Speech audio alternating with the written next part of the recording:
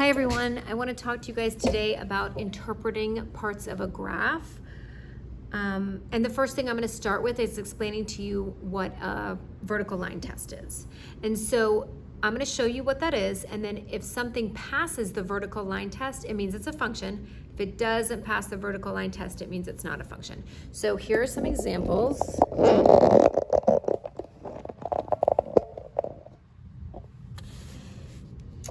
Okay, if you look up here, if you see this picture, this is what the vertical line test is. You take your pencil and you act like it's really skinny, like as skinny as just a piece of lead.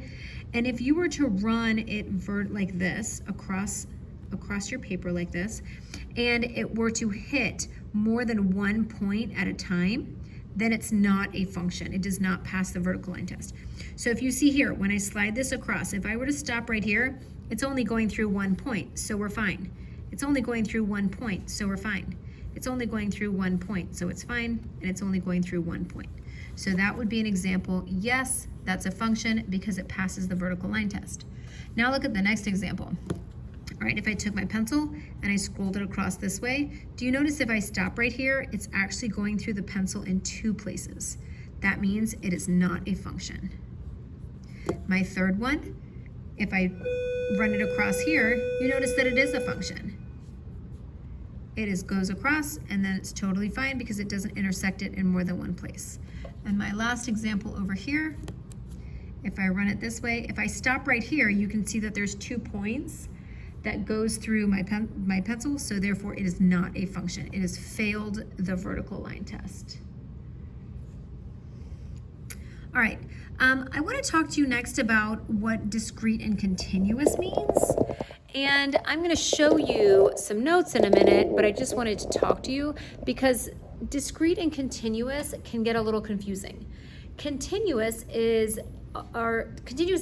is data that we measure. It's data that can be broken down into little teeny parts. So for instance, my height, right? I don't have to be 3 feet, 4 feet, 5 feet, 6 feet. I can be 6.872 feet. So I can break down my height into really small increments. My weight, it's something I measure. I can break it down into small. I can be 140.2 pounds. I don't have to be 140, 141, 142. My temperature, when I take my temperature or the temperature outside, that is something we measure. It can be broken down into small parts. So those would be examples of continuous. Continuous data is not data that goes on and on forever. My height is not going to go on forever. I've stopped growing. It's not going to keep going. So continuous doesn't mean it continues on. It just means that once I've started to when I've stopped, it's been changing in there. Okay. A line, when you see a graph, not a line, a graph of continuous data, it should be connected. The points should be connected. The opposite of that is discrete data. And discrete data is something you count, like cans of soup, 3. I can't have 3.5, I just did 4 and 3. So 3 cans of soup. I can't have 3.5, I can't have 3 1/4. I can't break it down into really small increments. And so people is another example of discrete data. It's either 6 people, 7 people, 100 people, 1,000,000 people. I can't have 0.5 people. So when I can't break it down, that's called discrete data. And discrete data on a graph is done in dots. All right, so you're going to see some examples, and then whenever you see dots, you think discrete data, and if it's connected, it's continuous data. But I'm going to show you some other examples here, and it's also in our notes. If you look at this section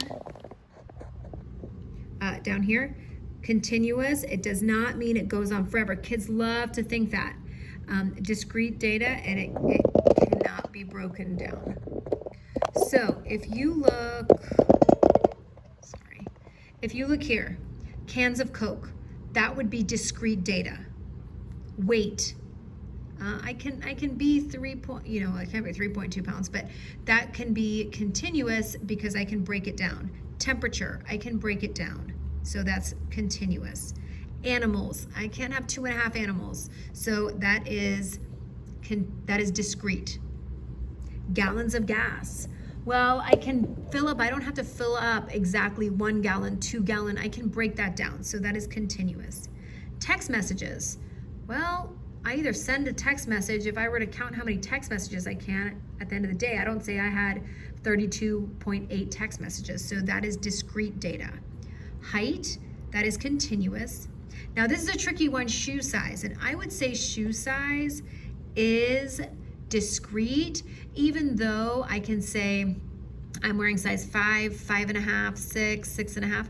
I can't break it down any further. I can't say I'm a 5.238. So because I can't break it down further, I would say that that is an example of discrete data.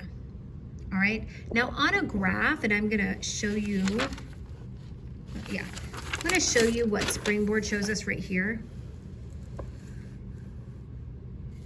And we're going to talk about some really important information about a graph, but I just do want to point out that the independent variable, and this is like science, the independent variable is your x, and your dependent is your y. So usually, like if you were doing planning a plant in science or something, and you would say, oh, it's had this much sunlight, and that's what you're changing, that goes on the x, and then the height of the plant is what's going on the y. So this is independent, and this is dependent. All right, now there's some key features of the graph that they're gonna ask you about. And so this is also in your notes. It talks about, I'm just gonna flip back my notes so you can see it. I talk about y-intercept, which you should already know where that is. That's where the picture intersects the y-axis. There's these things called relative maximums and relative minimums, and I'm gonna explain that once we're looking at the picture, and absolute maximums and absolute minimums. And all of those are considered extrema. Okay, so if we look at this picture, and I want to talk to you about what relative maximums and relative minimums are. Basically, it's like all the little peaks or bottom parts. So this point right here, this would be a relative maximum. And if you look, you would say the one relative maximum is 110. Notice this is also a maximum, right? It goes up and then comes back down. So this is a maximum. So if you went across, I can't tell exactly. Let's say that's about 90, 85 maybe. So that's another relative maximum. And notice I'm using the y-axis to tell what it is. I'm not really using the x, okay? So I have two relative maximums here, and I have a relative minimum. This is a relative minimum right here, and it is 30.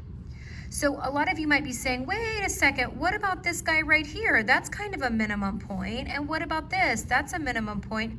You're right, but relative maximums and relative minimums are not allowed to be on the ends. So they have to be in the middle, all right? They have to be in the middle. Think of like your relatives, your family, you're in the middle of your family. So relative maximums and relative minimums are not allowed to be endpoints. You also don't always have to have them. Right? Like think about it really quickly. If you had a graph that looked like this, well, these are both endpoints. So you don't have a relative minimum in this picture, you only have a relative maximum. Okay, a picture like this would not have a relative minimum because those are endpoints, they're not relative. Because those are endpoints, sorry. Okay, the other thing is absolute maximums and absolute minimum. Just think, if I said you are the absolutely most annoying kid I've ever met, that means out of all the annoying kids, you are it. You are the superstar. You are the one that's driving me the most crazy. So if I were to look at this, absolute maximums and minimums, there's only one of them, and it's the highest, and it doesn't matter where it is, and the lowest, it doesn't matter where it is.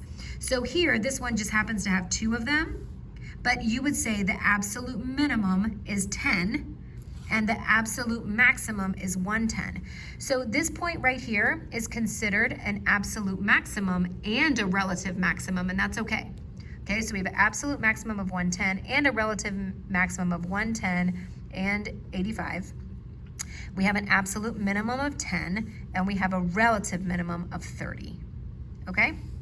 All right, I wanted to show you this picture because I can't remember, I drew it a while ago, and I thought it had good things in it. So let's talk about those points here. What would be the y-intercept? The y-intercept would be 0 because that's where it goes through the x-axis. All right, what are some relative maximums? Well, this looks like a maximum here, 15. This is a relative maximum here, 25. I can't count this as a relative maximum. I'm gonna write that down. I can't count that as a relative maximum because that's an endpoint. So I would say my relative maximums are 15 and 25. My relative minimum, 10 and 15. Absolute max. Now remember, absolute max can be anywhere. So the fact that that's an endpoint is fine. Now sometimes kids will say, oh, why isn't it 35? Well, this line doesn't go up to 35. It stops right there. This graph, I should say. So absolute max is 30. Absolute min is 0. All right? Okay, so all of these maximum and minimums are referred to as extrema. All right? But usually they're going to ask you about little specifics. But if they throw that word out there, I don't want you to get confused. Okay, so now I want to just go back really quickly and touch base about a few of these pictures in Springboard so that you're not baffled on the homework tonight. Okay, so let's look at this graph, right? It says the graph below shows 5 points. Is the function continuous? Well, remember what I said. If it's connected, it's continuous. It's dots, so that's discrete. A function has three relative maximums, says the maximums. One of the relative maximums is also an absolute maximum. What is the absolute maximum? Well, remember the absolute maximum is the highest anywhere. So if you look here, you would say, oh, the absolute maximum has to be 28. Tell whether each statement is sometimes, always, or never true. Explain. Okay, a relative minimum is also an absolute minimum. Well, let me think of a picture here. A relative minimum, that's a relative minimum.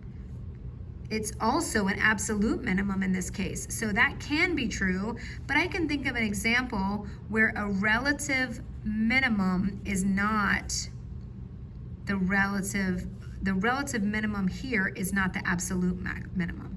So I would say that is sometimes. An absolute minimum is also a relative minimum. Well, not if it's on the endpoints. If you have an absolute minimum, you know, that goes like this is the absolute minimum. Because that's on an endpoint, it is not necessarily a relative minimum. But if it's in the middle of it, right, if it looked like this, now it can be absolute and it can be relative. So that's also sometimes. All right.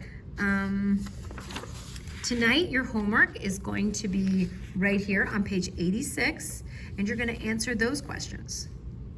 I actually wanted to touch base with you if you look here, because I thought this was kind of tricky. Let's look at this graph. Okay? If I'm asking you for the relative minimum, all right, if you look here, so the relative minimum, well, this gets tricky because what is that? Then it's going up more. All right, so the relative minimum, we know it can't be to the endpoint. So now we're looking here. Do you see how this kind of like caps off? I know it doesn't eventually go down here, but 5 is actually considered a relative minimum. It's also considered a relative maximum. It's considered both. Now, 7 up here is only a relative maximum because it doesn't eventually go back up again. So it's not like a bottom point, it goes back down. Okay, so this point 5 is considered a relative maximum and a relative minimum, and this is only considered a relative maximum. All right, I thought that was a little bit confusing. Okay, enjoy your homework. Hopefully this is going a little smoother. It is 25 to 30 on page 86. See you guys later.